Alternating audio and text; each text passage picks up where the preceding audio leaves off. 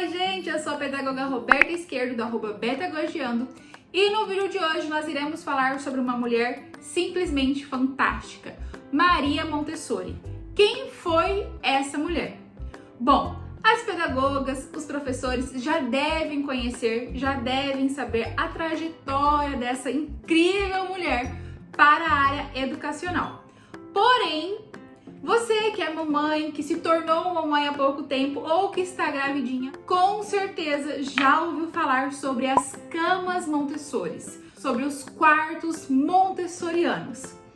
Quem aí que esteve gravidinha não fez uma busca no Google e encontrou quartos lindos, quartos incríveis e ficou alucinada? Bom, essa mulher, Maria Montessori, quem desenvolveu alguns métodos incríveis para a educação, criou esses estilos montessorianos. Além dos quartos Montessoris, você também já deve ter tido contato com esse material, o material dourado. Sim, ele é super famoso nas escolas, trabalhando as unidades, dezenas, centenas, milhar, enfim. Bom, quem criou tudo isso foi Maria Montessori e é sobre ela que nós iremos falar hoje. Maria Montessori, nesse ano de 2020, completaria 150 anos, dia 30 de agosto. Ela nasceu em 1870 e faleceu em 6 de maio de 1952, com 81 anos, que já é um marco para essa época que ela viveu, né? 81 anos, é incrível. Bom, Maria Montessori mostrou seu interesse pela área da ciência, indo contra a vontade do seu pai, que na época queria que ela fosse professora. E já começou aí o conflito. Ela mostrou para o pai dela o que ela queria fazer e ela foi lá e fez em uma época onde era extremamente difícil a mulher ter voz. Porque naquela época acreditava-se que o cérebro... Escute bem isso que eu estou te falando. Naquela época acreditavam-se que os cérebros das mulheres eram menores do que os cérebros dos homens. Tem cabimento um negócio desse? Pois bem, naquela época as pessoas pensavam assim. E Maria Montessori conseguiu estudar, deu toda a sua raça, todo o seu empenho e conseguiu entrar para a faculdade de medicina. Bom, você já deve imaginar o trupé que isso causou, não é mesmo? Como está registrado no documentário da BBC News, Maria Montessori foi a terceira mulher a se formar em medicina na Roma. Nesse documentário explicam várias etapas da vida de Montessori e fala que ela pensou sim até em desistir, porque muitas vezes ela tinha que esperar todos os homens estudar um corpo para depois ela se virar sozinha, porque não poderiam ver corpos nus, homens e mulheres naquela época. Olha que sacanagem! Mulher não tinha vez naquela época, né? A mulher não podia estar no mesmo ambiente que o homem, avistando aquele corpo nu, mesmo que fosse para estudo. Então Maria Montessori tinha que esperar todos os homens estudarem para depois, sozinha, ela pegar o conteúdo, estudar com o corpo. Ela pensou em desistir, porém continuou a sua caminhada e não desistiu. Graças a Deus, ela não desistiu. Naquela época não podia nem estudar um corpo, quanto mais uma mulher examinar um homem. Longe de cogitação isso aí não poderia acontecer. Então, o que Maria Montessori resolveu fazer naquela época? Ela resolveu ir trabalhar nos hospícios. E quando ela chegou, quando ela viu a realidade com que aquelas crianças eram tratadas, ela ficou horrorizada. Ela achava aquilo um absurdo, porque as crianças que estavam lá, elas eram tratadas como retardadas, como deficientes, como idiotas. Inclusive, falam que naquela época as pessoas jogavam alimentos para essas crianças igual faziam no zoológico.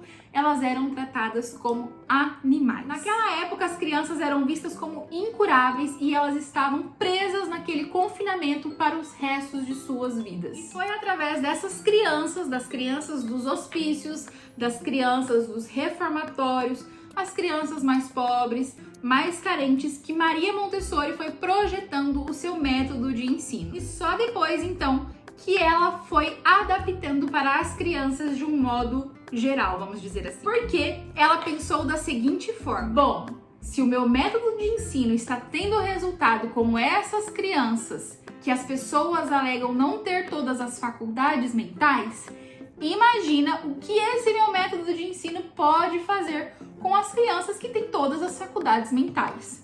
E só a partir daí que ela começou a movimentar o seu método de ensino para todas as crianças.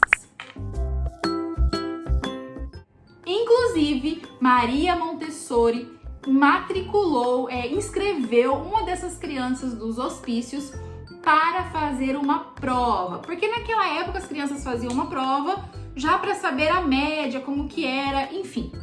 E Maria Montessori, em sigilo, inscreveu essa criança sem falar que ela era do hospício e, pasme, a criança atingiu a média e super bem, super fácil. Só depois que isso aconteceu que ela falou que essa criança era de um hospício. E a partir daí que a população começou a olhar Maria Montessori com outros olhos. Maria Montessori chegou à conclusão de que as crianças devem ser tratadas com respeito. Igual nós tratamos os adultos, as crianças também devem ser respeitadas e se sentir amadas dentro da educação. Olha que coisa mais linda e mais especial, gente, fala sério. Ela criou um método onde nós temos que confiar nas crianças. As crianças não têm que ser perseguidas, as crianças não têm que ser forçadas a realizar absolutamente nada, e sim ter essa troca de amor e respeito pelas crianças. E sem interferências, ou seja, se a criança estivesse mexendo com algum objeto, com algum material, tudo bem, tá ok, deixa a criança ali no cantinho dela, com o pensamento dela, com o objetivo dela. Quando ela acabar, aí sim a gente faz essa troca, a gente conversa. Mas até então não poderia ter essa interferência, ou seja, mandar a criança parar com aquilo e fazer outra coisa. Maria Montessori, inclusive, quis que os objetos, os espaços, tudo fosse pensado e feito para as crianças. Como assim, Roberta? Hoje, quando a gente entra numa sala de educação infantil, nós vemos lá mesinhas, cadeiras, tudo do tamanho apropriado para aquelas crianças. Nós vemos ainda objetos na altura das crianças, onde elas conseguem pegar, onde elas conseguem escolher. E parece mentira pensar que antigamente não era assim. Mas sim, foi a partir desses estudos de Maria Montessori que ela quis que os objetos, que ela quis que as crianças tivessem o mesmo respeito que os adultos, ou seja, que elas pudessem manipular, que elas pudessem ter tudo na sua altura. Foi Maria Montessori que explicou que a criança tem um cérebro infinitamente poderoso, capaz até de se autoeducar, desde que ela seja respeitada e tenha permissão, tanto na escola quanto na família. E escutem bem essa frase: a criança é uma fonte de amor. Quando você toca na criança, você está tocando no amor. Gente, olha que incrível! Isso foi Maria Montessori que disse.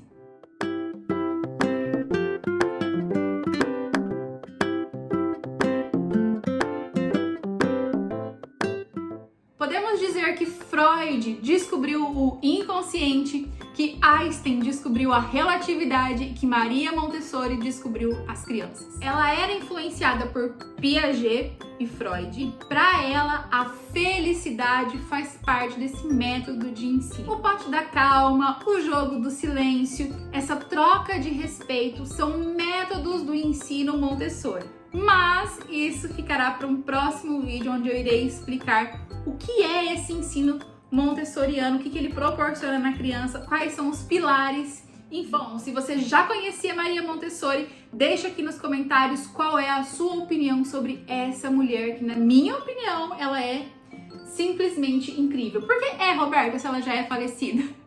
Porque até hoje existem milhares de escolas seguindo esse método montessoriano de ensino. Eu espero realmente que vocês tenham gostado muito de saber um pouquinho sobre a vida de Maria Montessori. E que mulher porreta, hein? Fala a verdade.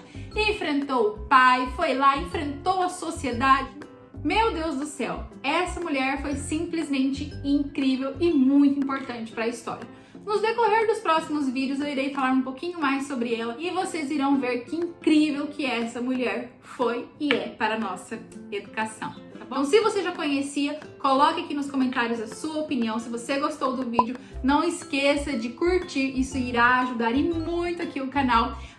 E também se inscreva e ative o sininho, pois toda semana teremos vídeos incríveis com propostas de atividades, falando um pouquinho sobre metodologias de ensino, e isso poderá te ajudar muito na sua prática em sala de aula e ajudar também as mamães que estão tendo dificuldade, que estão querendo saber como lidar com o ensino em casa também, tá bom? Então é isso, pessoal, eu espero muito que vocês tenham gostado.